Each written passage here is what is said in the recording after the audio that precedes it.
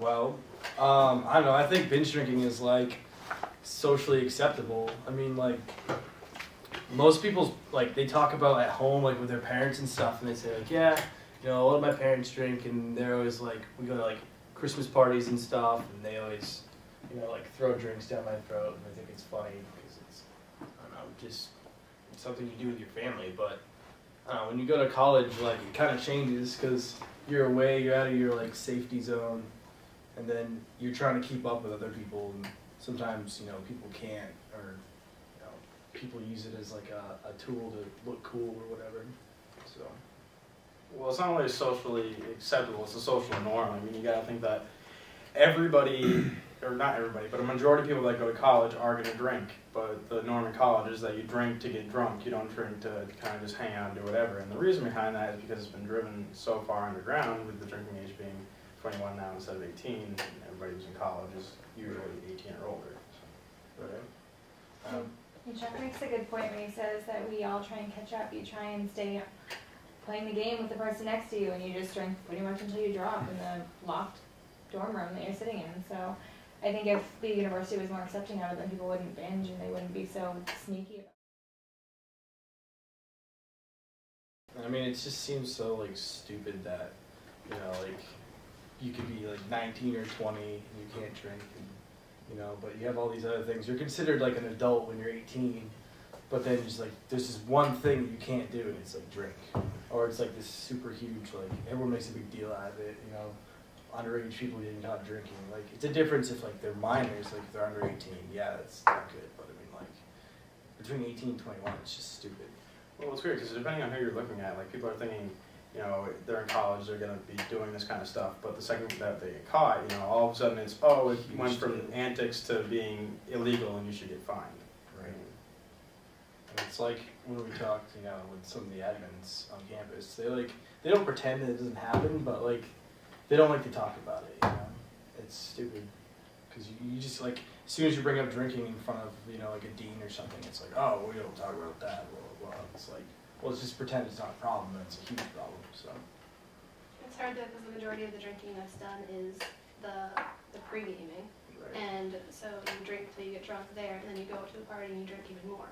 So it's right. Like not even the going to the party that's really the problem that causes the binge drinking. It's the drinking that you do before you go because the laws are so strict and people enforce them so much. Right. Well, kind of going off that topic, a lot of issues come up from depending on different organizations you might be in, whether it's athletics or youth organizations. If you're having a social event at your house, you're not worried about the 3 beers they had in your basement. You're worried about the 17 shots they did in their dorm yesterday, or 2 hours ago. Right. And they show up at your house, and then it's your liability. Yeah. And yeah, then you're in trouble. It's like, I don't know, it's like the entrapment, sort of, Well, and that's how I feel like it is. And you pull it back into the social views where, then all of a sudden you've got this huge view of everyone always gets drunk down at, the athletics house or, this Greek house or whatever. But it's really not that a lot of drinking takes place there. I mean, I'm not going to lie, yes it does. Socializing. But most of the drinking is happening before you get there, like you said. Right. Pre-gaming's pretty heavy, and that's where most of the binge drinking is. And it sucks because like people will pre-game and it won't hit them until they leave. So that knows like. Or even worse, they won't hit them until after they're already at the party. Right. Right. And then they have the floor, and then it falls on everybody else. Yeah, making a scene. And then it's your liability whoever gets your ass, so blame it all on pre-gaming and binge drinking. And then it's funny because you go into amnesty and stuff like that, so all of a sudden it's your liability, and the social the social views are that you are in charge of the party, you should be dumped with it, but at the same time, why, if I'm going to get screwed, like, where's my place in here? Like, I want to help this person, but at the same time, I don't want to possibly risk jail time going to...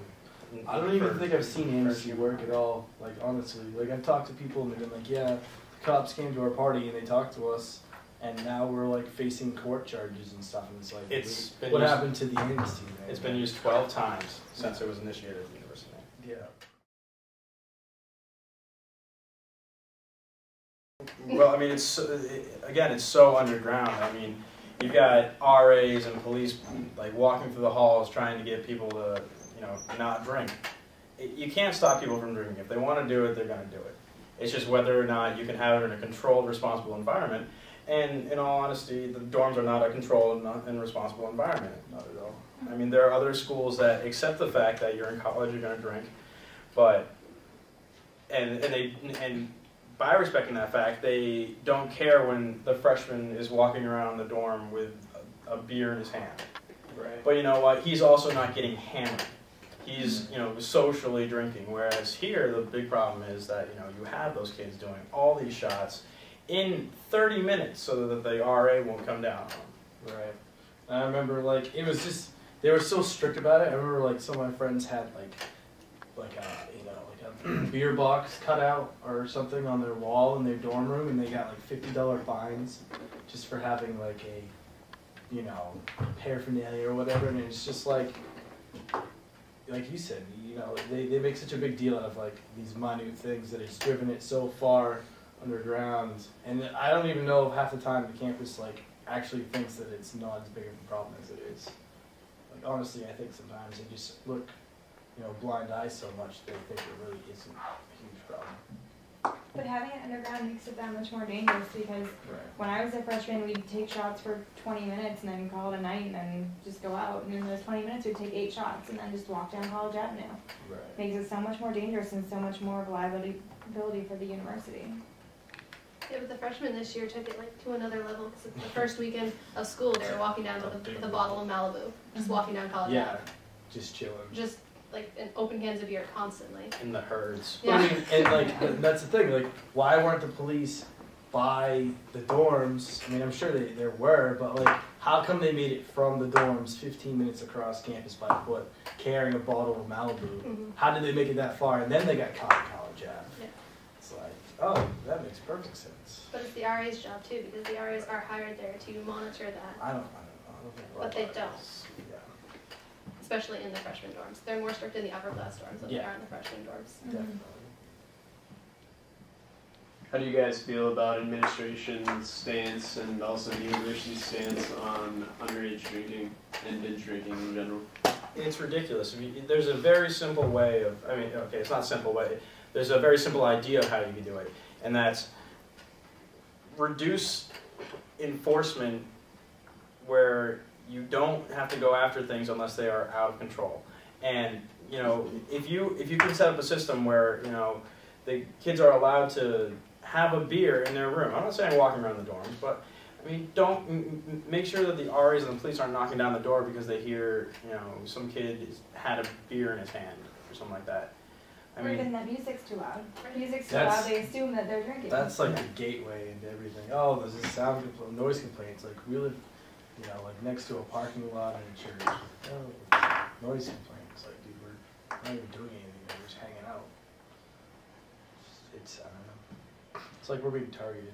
And another thing is, if you want people to be responsible drinkers, give them the opportunity. So, make it so that a person has control over what they're drinking. You can't have people taking a handle of vodka and then just pounding it down. Right. Instead, make it so they have a situation where if there's this person that's serving the alcohol to them and monitoring how much is happening, the way that the school used to do it, then it would work out so much better. There would be less UVAC calls, less people going to the hospital, all this other stuff. And the campus will just tell us, well, we can't undermine the law. But when it comes down to it, when you have the law and you have the protection of your students, it's a no-brainer. It's But in a social setting, it should be accepted that there's a keg behind wherever, or there's something that can be measured when you hand them out, when you hand the alcoholic drinks out. If obviously it's still against the law to furnish some irons, but don't go after the people who are trying to create a more responsible environment by supplying a safe place for people to drink and a place where it's controlled.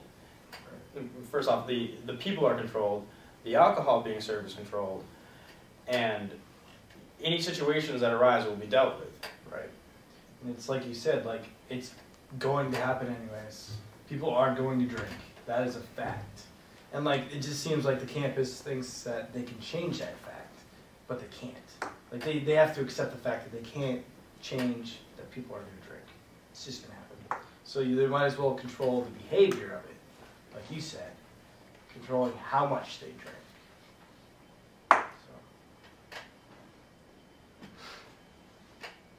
What are some steps that you guys take normally during the weekends if you see somebody that's been binge drinking and is in some trouble?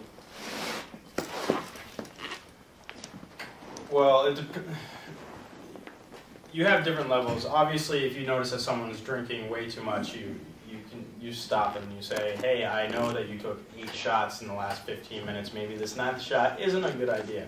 But on that level, you can be very preventative and like cutting people off and saying, alcohol's done.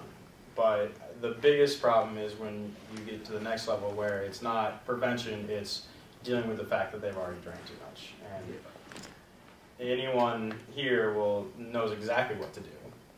Problem is, only the people in our situation know exactly what to do. Right.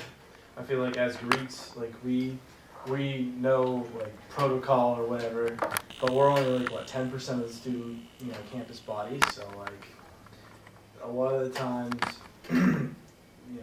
the general students are just underinformed or misinformed. Sometimes they think they know how to deal with a situation, and then they think to themselves, well, calling for help is the last thing we want to do. When sometimes, like you and I, or any of us, are like, no, we need to call someone right now, because we know immediately. So.